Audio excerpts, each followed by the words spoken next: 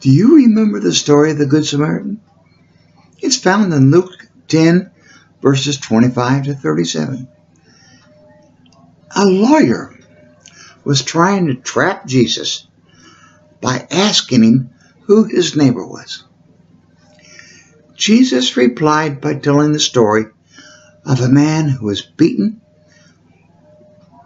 robbed, and left to die on the way to Jericho. Now, Jericho is like a rest and relaxation place for priests and Levites. A priest came by and seeing the man laying beside the road, went to the other side of the road and passed by, going on to Jericho. Then a Levite, which were the priest's assistants and served in the tabernacle, came by and did the same thing. Finally, a Samaritan, whom the Jews considered half-breeds, came by and helped the man.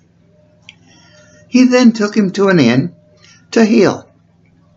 He told the innkeeper, "Take care of the man until I return."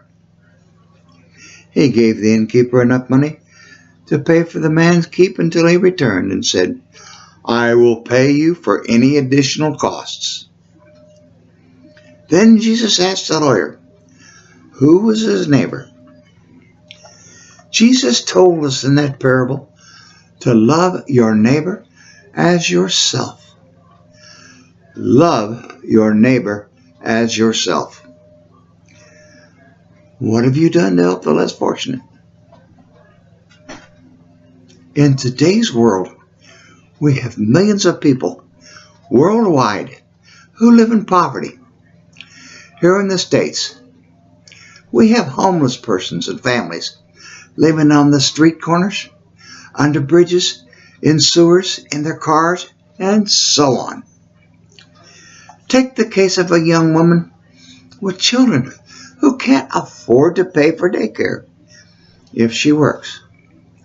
So, to survive, she must go on welfare. We have people who are too sick to work and must go on welfare or SSI if they don't have enough money to tide them over till they're well.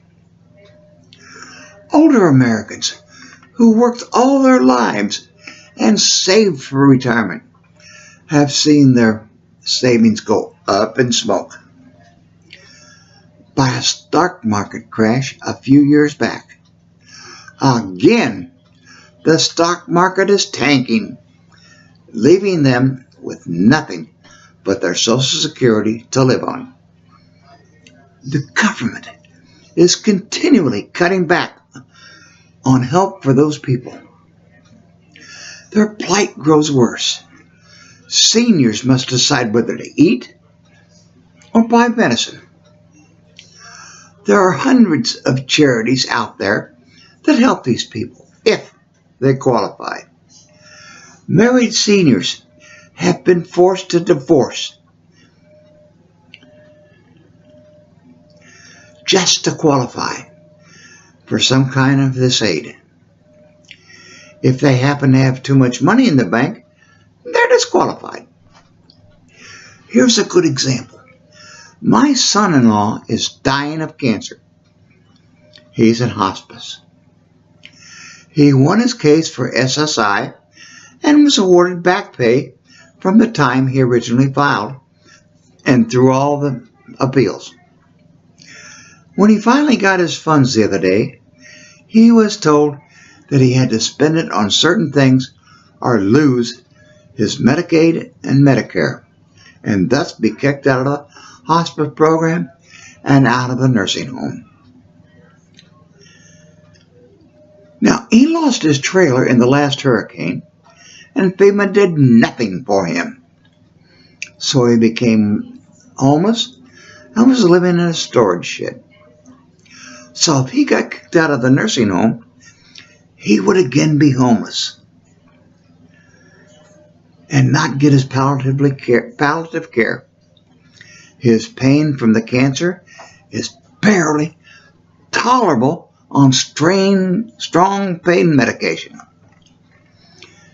He's between a rock and a hard place. So even though he's giving his body to science and doesn't need a burial plan, he had to put that SSI back pay, into a funeral plan to stay in hospice. What have you done for the less fortunate? Have you given to a charity? Worked in a soup kitchen? Bought blankets for the homeless in winter? My wife, Marcia, is a crochet nut. She's constantly crocheting. She likes to make children's things. So last year she gave almost a year's worth of hats and mittens to the local orphanage. Now, a man she went to high school with sends her money every year around Christmas to make things for children during the Christmas season. He then donates those things to a charity that gives them to needy kids through a charity of his church. What have you done for the marginalized people? Jesus' message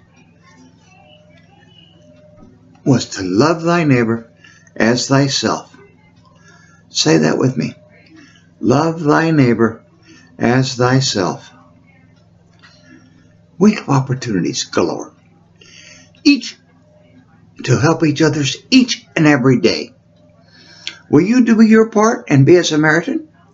Or are you a priest or Levite? What have you done to help the poor?